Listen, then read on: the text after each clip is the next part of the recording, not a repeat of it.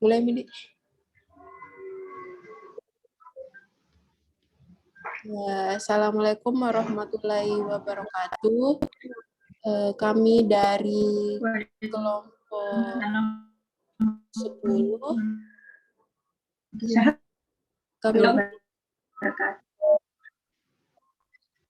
Kami dari kelompok 10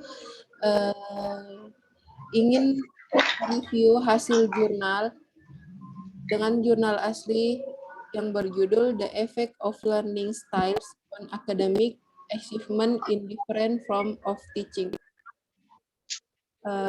Setelah menerjemahkan jurnalnya,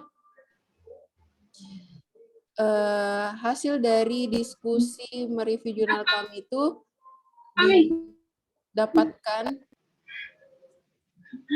yang pertama dengan judul pengaruh gaya belajar terhadap prestasi akademik dalam berbagai bentuk pengajaran. Yang kedua, dengan jurnal instruksi internasional. Volume 11 dengan halaman 219 sampai 232. Tahun terbit 2018, penulis Cimermanov dan reviewer yaitu kami sendiri, yaitu saya, Rizka Amalia Muniati, dan Wildah Cahyani. Kemudian hari dan tanggal mereview jurnal ini yaitu hari Sabtu, tanggal 28 Agustus tahun 2021. Adapun latar belakang yang kami lihat di isi jurnal tersebut yaitu peningkatan minat pada gaya pembelajaran sebagai salah satu faktor kunci yang mempengaruhi pembelajaran secara umum selama dekade terakhir. Kita juga telah melihat kemajuan pesat di bidang teknologi yang meningkatkan pembelajaran dan tren yang berkembang menuju penerapannya dalam pendidikan formal. Pengenalan berbagai bentuk e-learning, misalnya pembelajaran berbantuan komputer, pembelajaran campuran, kursus terbuka besar-besaran online atau MOOCs, dan lain-lain, telah menjadi kenyataan di sebagian besar universitas. Nah, lonjakan minat pada efek gaya belajar dalam pendidikan yang juga menghasilkan berbagai kriteria dan kategorisasi gaya belajar, kategorisasi atau model yang berbeda didasarkan pada input sensorik, pemahaman pengetahuan, pendekatan pembelajaran, dan lain-lain. Teori gaya belajar mendapat perhatian kritis yang cukup besar. Kemudian tujuan dari penelitian ini yaitu penelitian yang disajikan dalam jurnal untuk mengetahui apakah gaya belajar siswa dan bentuk pengajaran menghasilkan efek interaksi pada siswa dan prestasi belajar siswa. Selain itu, untuk menguji kemungkinan hubungan antara gaya belajar yang disukai, bentuk pengajaran, dan kinerja siswa dalam kursus. Adapun fokus penelitian, yaitu dalam penelitian ini digunakan model gaya belajar Grasha-Richman, karena model ini mengidentifikasi preferensi dalam berinteraksi dengan pelajar lain, teman sebaya maupun guru. Itu mencerminkan kemampuan dan preferensi pembelajar untuk bekerja secara mandiri, preferensi untuk bekerja sama atau bersaing untuk menjadi peserta atau penghindar dalam lingkungan belajar virtual. Penelitian ini menguji kemungkinan hubungan antara gaya belajar peserta didik, bentuk pengajaran, dan prestasi akademik siswa. Kami berasumsi bahwa bentuk dalam kelas atau online dan gaya belajar tidak mempengaruhi kinerja akademik siswa. Asumsi tersebut didasarkan pada fakta bahwa isinya sama. Siswa secara sukarela memilih untuk mengambil bentuk tertentu dan telah mempertimbangkan preferensi belajar mereka dan keuntungan dari berbagai bentuk yang ditawarkan atau kontak langsung, waktu yang ditentukan, keteraturan, tempat, umpan balik langsung, kontak virtual, tenggat waktu, tetapi bukan waktu belajar tertentu, kemungkinan umpan balik yang tertunda, dan lain-lain. Kemudian penjelasannya dilanjutkan oleh Wilda Cahyani.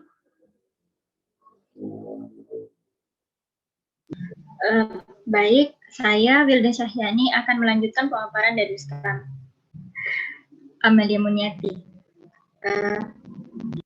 Adapun analisis data, penyaringan data dilakukan dengan menggunakan IBM SPSS 23 sebanyak 4 variabel, termasuk gaya belajar, bentuk, skor per tes, dan skor post tes diperiksa.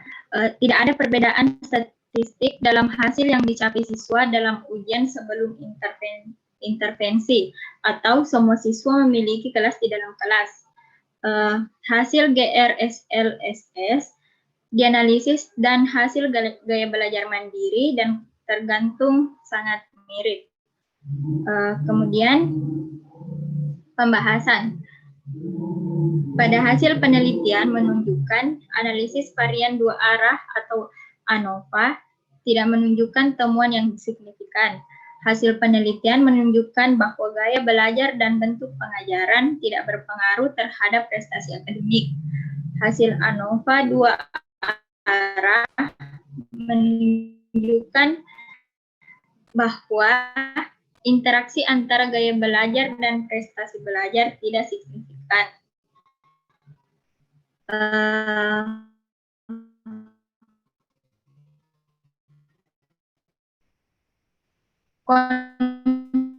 Konfirmasi hipotesis HO2 atau siswa dengan gaya belajar yang berbeda secara statistik tidak berbeda secara signifikan dalam kinerja akademik mereka berdasarkan bentuk studi mereka.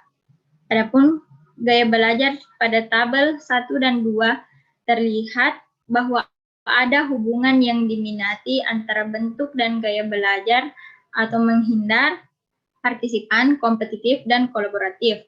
Membandingkan hasil dengan penelitian Dias dan Kartnal tahun 1999, kita dapat melihat bahwa hasil mengenai gaya belajar dan pemilihan bentuk sangat berbeda. Mereka menemukan signifikansi statistik dalam kategori dependen dan independen. Saya menemukannya. Sebaliknya, kami menemukan perbedaan dalam 4 kategori. Ada beberapa kemungkinan penjelasan perubahan dan pengembangan alat yang diterapkan pada tahun 1900 bahwa peserta didik dan guru telah bekerja bersama selama 2 semester sebelum intervensi dan dengan demikian saling mengenal dengan baik. Bidang studi yang sama mungkin juga menjadi salah satu alasan. Faktor yang mempengaruhi hasil tersebut mengenai kinerja akademik secara umum tidak ada perbedaan yang diminati. Pada tahun 2003 yang mempelajari sampel dengan ukuran yang sama dan menemukan bahwa tidak ada pengaruh yang signifikan dari gaya belajar, jenis kelamin, usia terhadap kinerja. Demikian pula pada tahun 2014 merangkum bahwa meskipun gaya belajar bervariasi, mereka tidak atau sedikit berpengaruh pada kinerja akademik. Tidak ada efek interaksi juga diminati untuk bentuk dan prestasi akademik.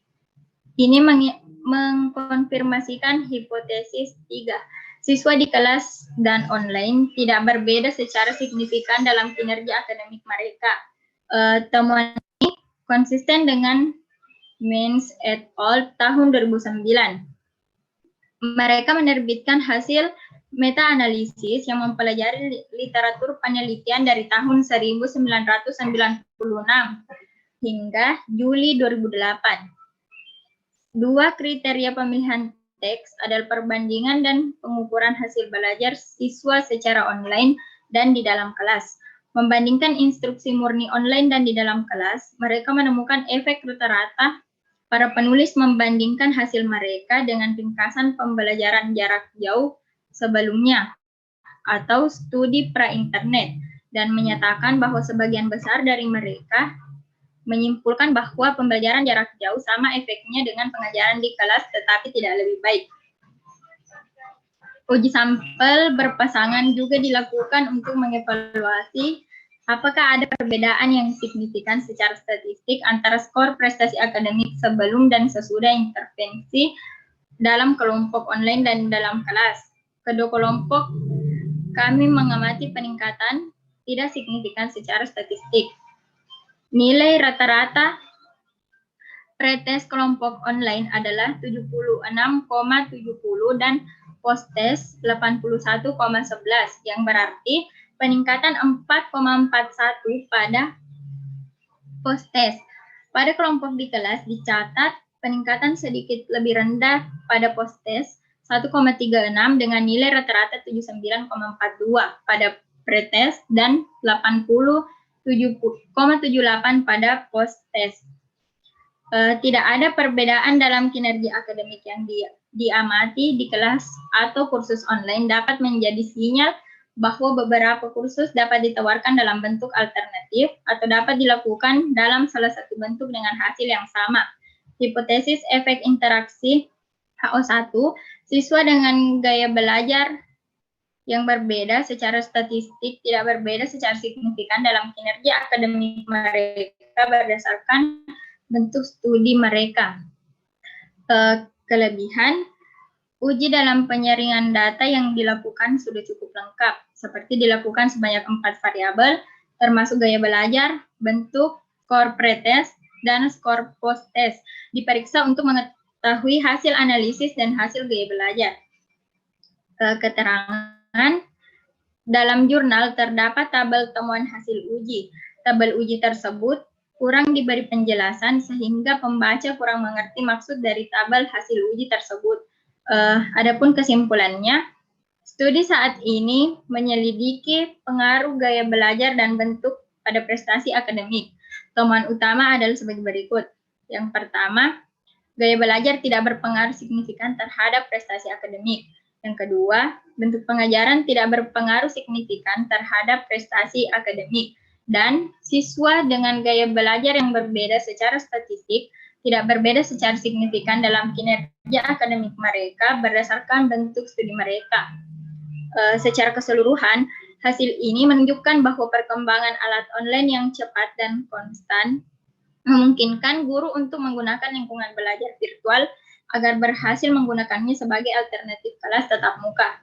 Namun, guru harus menyadari bahwa posisi dan peran guru dalam kursus online sedikit berbeda jika dibandingkan dengan pengajaran tatap muka.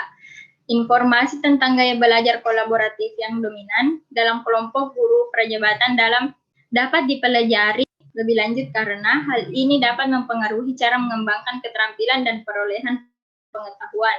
Studi lebih lanjut yang memperhitungkan variabel-variabel ini perlu dilakukan untuk menyelidiki gaya belajar dan kinerja dalam situasi yang berbeda dengan kelompok yang berbeda di VLI. Saya kembalikan ke moderator. Nah, baik, itulah hasil review diskusi jurnal dari kelompok 10, yaitu kelompok kami, dengan judul asli jurnalnya, yaitu The Effect of Learning Style on Academic Achievement in Different Forms of Teaching, dan judul bahasa Indonesianya, yaitu Pengaruh Gaya Belajar terhadap Prestasi Akademik dalam berbagai bentuk pengajaran. Wabillahi taufiq wal hidayah. Wassalamualaikum warahmatullahi wabarakatuh. Waalaikumsalam warahmatullahi wabarakatuh.